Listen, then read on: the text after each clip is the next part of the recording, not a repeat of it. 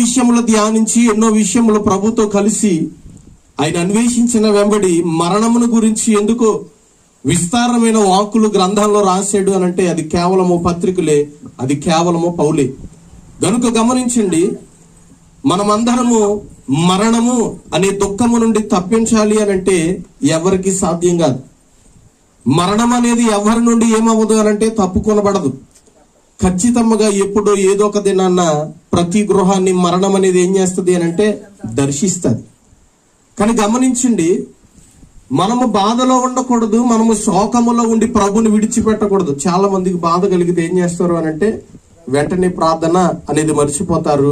దేవుడు అనేవాడు ఒకడు మనల్ని సృజించాడు అన్న విషయాన్ని కూడా ఏం చేస్తారు, మర్చిపోతారు. ఎందుకంటే అన్నిటికన్నా బాధని మనిషి అట ఎక్కువగా గుర్తుపెట్టుకుంటాడట. మానవునికి ఎంతో జ్ఞానం ఉంటే ఆ జ్ఞానము సగం దేనితో నింపేస్తాడు అని అంటే ఎప్పుడు ఎవరు ఏమన్నారా, తిరిగి మరలా మనం ఎప్పుడు ఎవరిని ఏమనొచ్చా, దీనితోనట మానవుని యొక్క సగం మెమరీ ఫిల్ అయిపోతాడండి. చదువుకుంటే గట్టిగా 10 సంవత్సరాలు చదువుకుంటాడు, లేదు అనుకుంటే ఒక 25 సంవత్సరాలు చదువుకుంటాడు. కానీ జీవితం మొదలుకొని అస్తమయం వరకు కూడా ఎక్కువ ఏం స్టోరేజ్ చేసుకుంటాడు నరుడు అనంటే ఈ లోకానుసారమైన విషయాలే. కనుక గమనించండి, ఇటువంటి వాటిని గురించి ఈ పౌలు భక్తుడు సెలవిస్తూ ఉన్నాడు.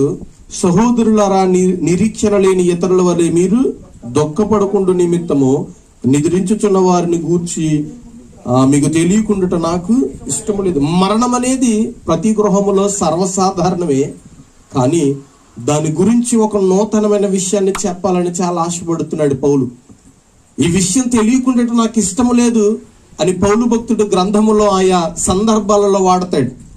ఒకనొక సందర్భం ఏంటి అని అంటే మరణము అనే సందర్భంలో కూడా మీకు ఈ విషయం తెలియకుండా ఉండడం నాకు ఇష్టం లేదు. యేసు మృతి నొంది తిరిగి ఎలాగూ లేచునని మనము నమ్ముచున్నామో అదే ప్రకారము కూడా అట క్రీస్తునందు నిద్రిస్తేనట మనను దేవుడు నిశ్చయముగా లేపుతాడటండి. ఈ దినానికి చాలా మంది ఏమి నమ్మట్లేదు అని అంటే క్రీస్తు పునరుద్ధానాన్ని నమ్మట్లేదు. యేసు క్రీస్తు ప్రభు ఈ లోకమును జన్మించాడని వేలాది సంవత్సరాల నుండి క్రిస్మస్ అనే వేడుకలు చేస్తూనే ఉన్నాం.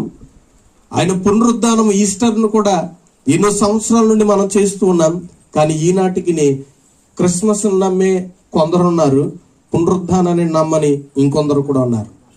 అంతదాకా ఎందుకంటే బెత్లెహేము ఆ ప్రాంతాన్ని గనక మీరు చూడగలిగితే ఇంకా మెస్సయ్య రాబోతున్నాడు అన్నదే వారి మాట, వచ్చాడు అన్నది వారి మాట కాదు. అలాగే చాలా మంది ఏమి నమ్మట్లేదు అనంటే